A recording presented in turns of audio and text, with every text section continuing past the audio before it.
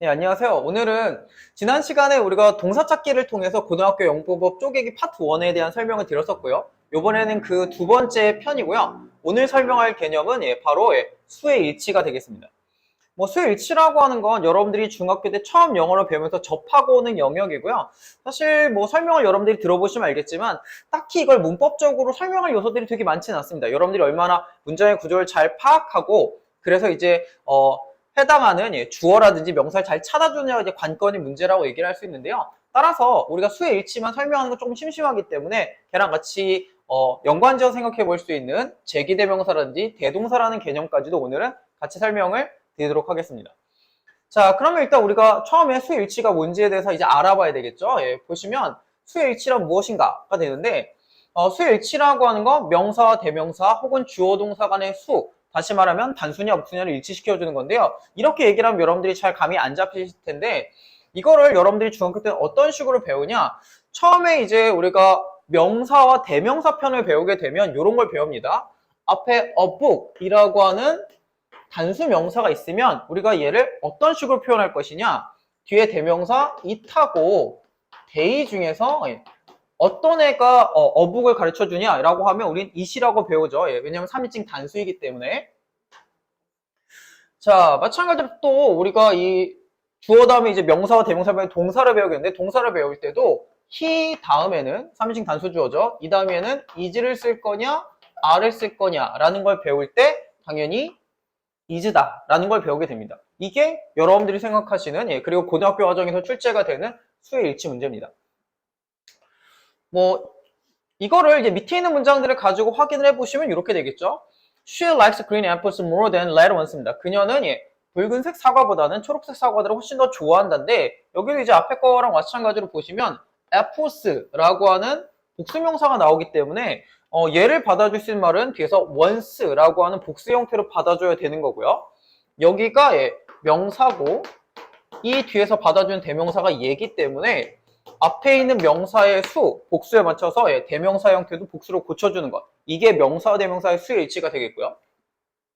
밑에 있는 문장을 보시면 Many polar bears in the wild face the danger of the extinction입니다. 야생에 살고 있는 많은 북극곰들은요 멸종위기에 직면하고 있던데 여기 face라는 동사가 나오는데 얘의 주어는 누구냐? 앞에 있는 야생이 아니라 요 앞에 있는 많은 북극곰들이 멸종위기에 직면하고 있는 거죠. 따라서 여기에 있는 주어, 그러니까 many polar bears가 복수이기 때문에 여기에 상응한 동사 역시도 face라고 하는 복수 형태로 고쳐줘야 된다라고 하는 것들이 바로 수의 일치라고 생각하시면 되겠습니다. 사실 이런 설명을 듣게 되면 이 수의 일치라고 하는 게 별거 아닌 것처럼 느껴지고 이게 시험 문제 출제했을 때 과연 뭐가 어렵겠나라는 생각이 드시겠지만 우리가 지난 시간에 설명을 드렸던 주어와 어떤 이 자리가 동산이 아니냐 이런 것들 찾는 것과 마찬가지로 실제로는 이게 문장의 구조가 복잡하게 되면 이 수의 일치 문제를 푸는 것들이 상당히 까다롭습니다. 대부분 학생들이 이게 수의 일치 문제라는 걸 알매도 불구하고 틀리는 경우들이 대단히 많게 되다는 거죠.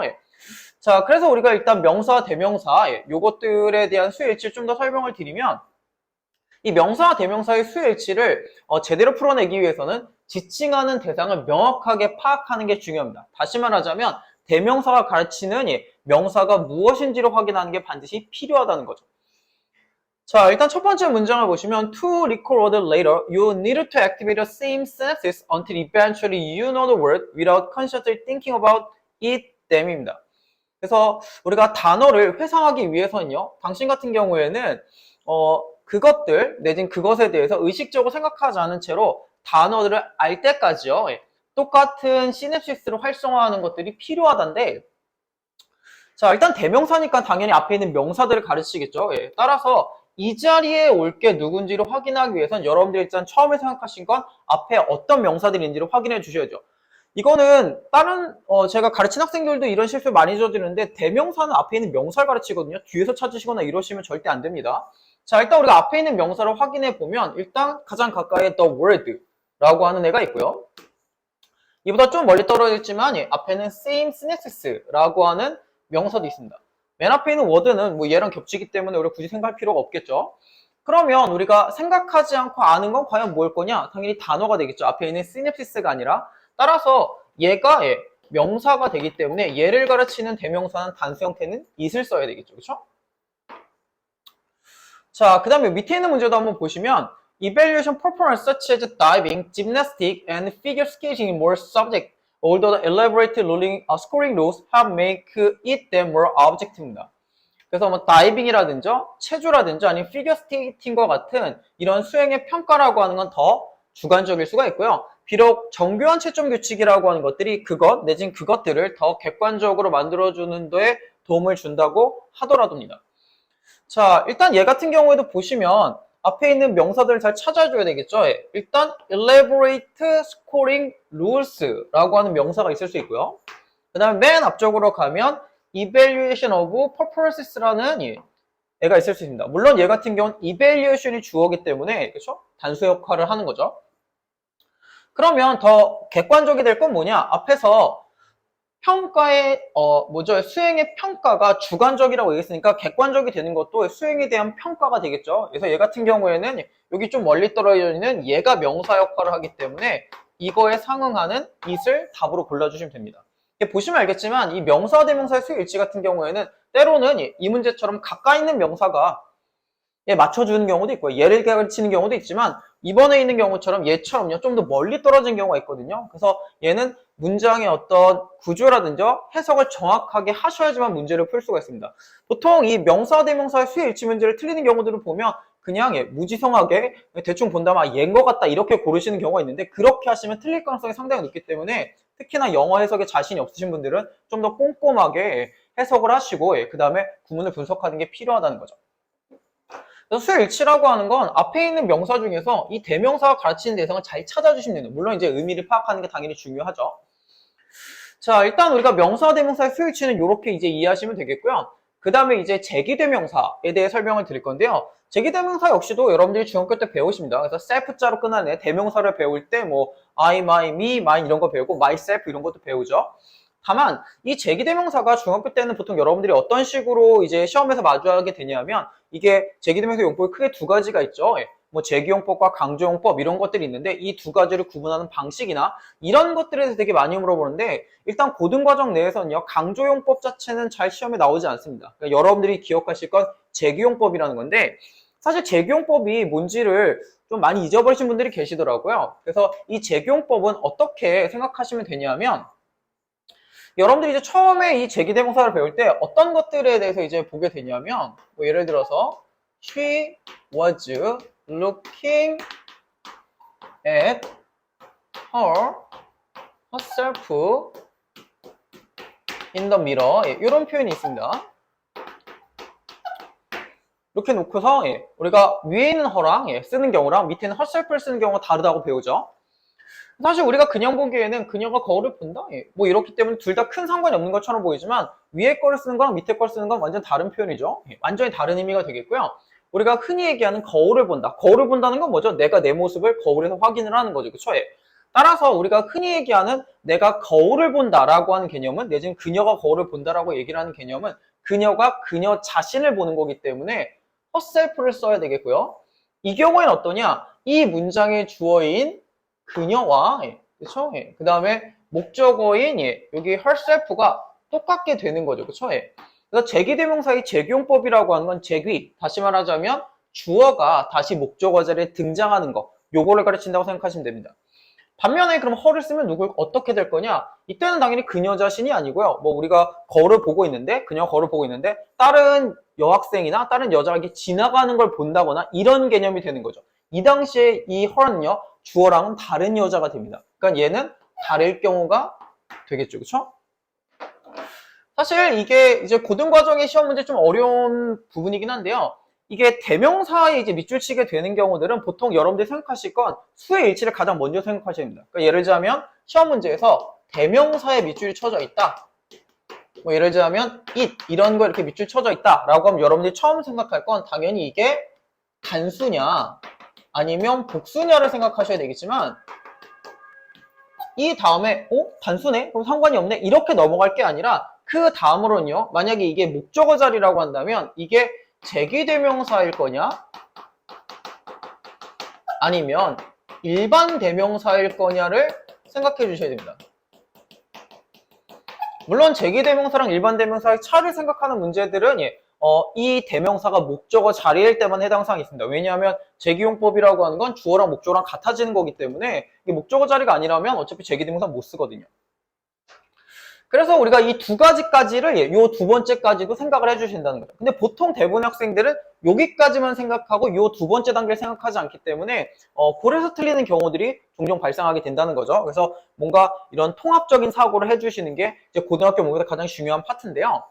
자, 어쨌든 이제 우리가 제기대명사를 그러면 어떤 식으로 해결할 거냐라는 것들을 보면요. 아주 기본적인 형태인 첫 번째 문장하고 똑같습니다.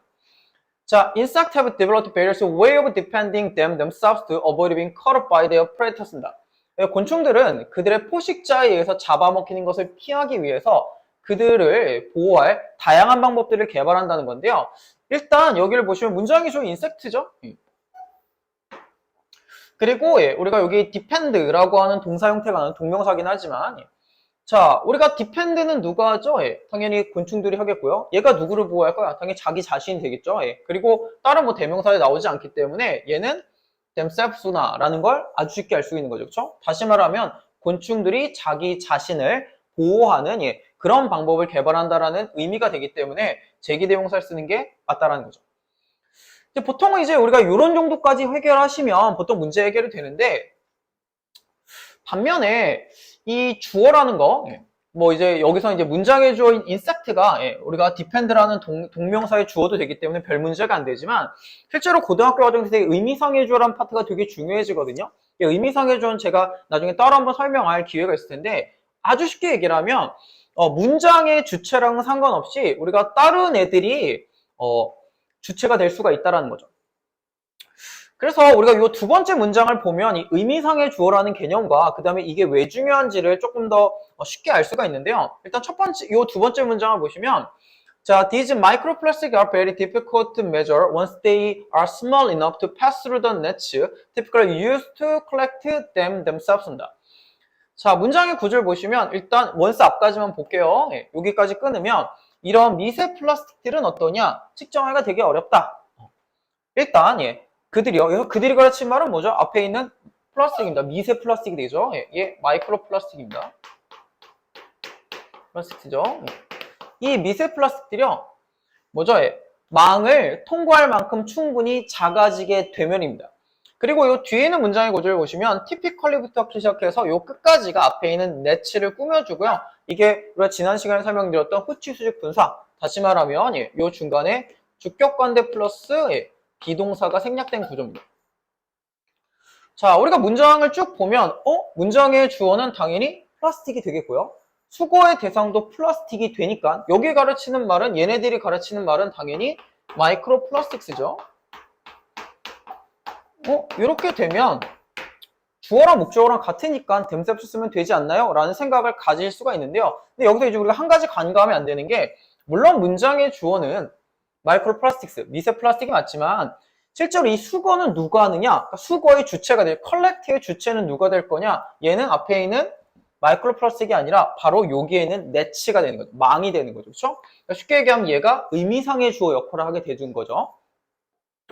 자, 그러면 이 경우에는 물론 문장의 주어는 마이크로 플라스틱스고 컬렉트의 대상도 마이크로 플라스틱스지만 이 문장의 주어와 상관없이 이 네츠가 망이라고 하는 게 수거의 주체가 되는 거기 때문에 얘는 이 둘의 관계를 파악해 줘야 되는 거죠. 따라서 그러면 네츠와 마이크로 플라스틱은 같을 수가 없겠죠. 그러면 이 경우에 답은 댐이 된다는 거죠. 다시 말하자면 뭐 우리가 의미상의 주어로 좀 어렵게 표현했지만 실질적으로 이 행동을 누가 할 거냐? 앞에 있는 문장 같은 경우에는 디펜드의 대상도 곤충이지만 주체도 곤충이었기 때문에 우리가 그런 의미상의 주어라고 하는 복잡한 개념을 생각할 필요가 없었지만 이렇게 문장의 주어가 조금 더 구조가 까다로워지게 되면 의미상의 주어랑 문장의 주어가 어긋나는 경우가 있기 때문에 여러분들이 반드시 실질적으로 이 행위를 하는 애가 누구냐를 파악하시는 게 필요하다는 거죠. 제기대명사의 가장 까다로운 포인트는 바로 이런 부분이라고 생각하시면 되겠습니다. 그래서 여러분들이 생각하실 건 실제로 이 동작을 누가 하느냐를 꼭 생각을 하셔야 된다는 거죠. 자, 그 다음에 이제 우리가 주어 동사의 수일치에 대한 설명을 드릴 건데요. 아까 말씀드렸지만 주어 동사의 수일치 간단하죠. he 다음에 is를 쓸 거냐, are를 쓸 거냐, 뭐 이런 거니까 당연히 is가 되겠고요. 사실 뭐 이런 문제가 시험 문제에 나온다라는 것 자체가 여러분들이 생각하시기에는 뭐 말도 안 된다라고 생각이 드시겠지만, 이게 우리가 동사 찾기 문제에서 봤지만 문장이 길어지게 되고 주어도 아주 길어질 수가 있거든요. 그러면 실제로 얘가 주어가 누군지를 파악하기가 어려울 수 있다는 거죠. 따라서 우리가 이 주어와 동사의 수의 일치의 가장 기본적인 컨셉은 뭐냐? 주어는 동사와 이렇게 멀리 떨어져 있고요. 우리가 이 주어와 동사 사이에 다른 수식어구들, 여기 중간에 명사가 섞여 있겠죠? 이런 애들이 우리를 계속해서 꼬시는 거죠. 그래서 내가 주어인 것 같지? 아니 내가 주어인 것 같지? 우리가 이렇게 계속 꼬시는데 얘네들을 다 건너뛰고 이 주어를 찾아가는 과정들이 가장 포인트다라고 생각하시면 되겠습니다. 자, 우리가 요 밑에 있는 두 개의 문장들을 보면 그런 것들을 이제 알 수가 있는데요. 자, some prayers hunting in the residual light zone of the ocean has have excellent visual capabilities입니다. 문장의 구조를 보시면 이 자리가 어쨌든 간에 동사기 때문에 앞에 있는 헌팅부터 오션까지는 프레데터를 꾸며주는 후치수직 분사. 다시 말하자면 주격관대 플러스 비동사가 지금 생략된 구조고요. 당연히 우리가 이 문장의 주어는 누구냐? Some predators가 되겠죠. 그렇죠? 그래서 바다에서 있는 우리가 빛이 약한 지대에서 사냥을 하는 몇몇 포식자들은 훌륭한 시각적 기술을 가지고 있다 이렇게 해석이 되는데 실제로 시각적 기술을 갖고 있는 애는 바다가 아니라 앞에 있는 포식자가 되는 거죠. 그렇죠?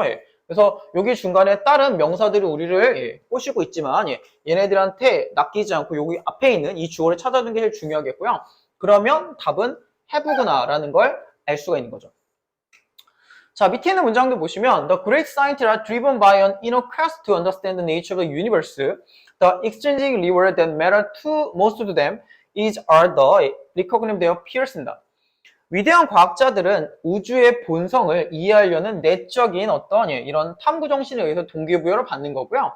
그들에게 가장 중요한 외재적 보상이라고 하는 건 바로 그들의 동료들의 인정이다라는 문장인데 얘도 보시면 어쨌든 이 자리가 동사고요. 앞에 있는 that, 주격관계 대명사 절이 여기 앞에 있는 exchanging reward를 꾸며주게 되는 거죠. 따라서 문장에서 주어는 앞에 있는 이 them이 아니라 그래서 얘는 전혀 상관이 없고요. 앞에 있는 exchanging reward가 되기 때문에 답은 is가 돼야 되는 거죠. 그렇죠? 그래서 아주 러프하게 얘기를 하면 이렇게 보시면 알겠지만 이 주술관계 일치라고 하는 문제들은 앞에 있는 명사들을 다 지나쳐서 저기 앞에 있는 멀리 떨어져 있는 주어를 찾아주는 거기 때문에 요 바로 앞에 있는 명사에 낚이지만 않으셔도 문제를 거의 다 풀 수가 있다라는 거죠. 그렇죠? 그래서 얘 같은 경우에는 요게 낯선 이런 쓸데없는 명사들에 낚이지 않고 끝까지 이 주어를 찾아주는 거. 그렇죠? 다시 말하자면 여기에 써져 있는 것처럼요. 주어와 수식어구, 저를 명확하게 구분하는 게 필요하는 거죠. 다시 말하면 여기에 있는 수식절들을 신경 쓰지 않고 앞에 있는 주어를 찾아주는 거. 이게 가장 중요한 포인트라고 생각하시면 되겠습니다.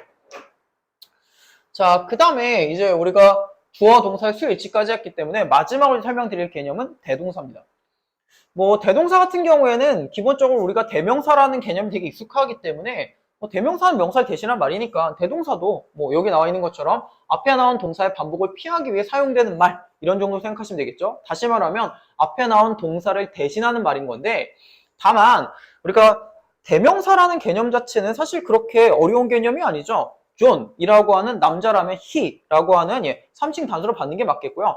books가 되면 they가 되고 이런 개념일 텐데 그럼 동사를 대신한다는 건 뭐냐?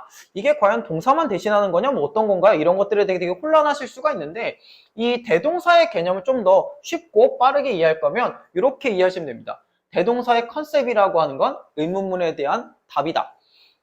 우리가 처음에 이제 영어를 배울 때 I'm you라고 이런 걸 시작할 때요. 우리가 의문문을 배우면 뭘 배우냐면 비동사나 조동사로 물어보는 문장은 비동사나 조동사로 답을 하는 게 맞고요. 일반 동사로 물어보면 do나 does나 did로 답을 하는 게 맞다. 이렇게 배우게 되죠. 예를 들자면 Are you a student? 넌 학생이니? 이렇게 물어보면 우리는 Yes, I am 이렇게 답을 하죠. 물론 여기까지도 하는 경우도 드문 경우긴 하지만 완전히 그러니까 풀로 우리가 쓴다면 여기까지 써줄 수가 있는데 실제로는 우리가 Yes, I am a student 라고까지 써주는 게 완벽한 형태지만 이렇게 쓰면 너무 귀찮잖아요. 그렇죠? 그리고 그렇게까지 쓰지 않아도 우리가 의미를 충분히 전달할 수 있기 때문에 여기 나오는 요 동사, 비동사만 써줘도 우리는 의미를 충분히 전달받을 수가 있다는 거죠.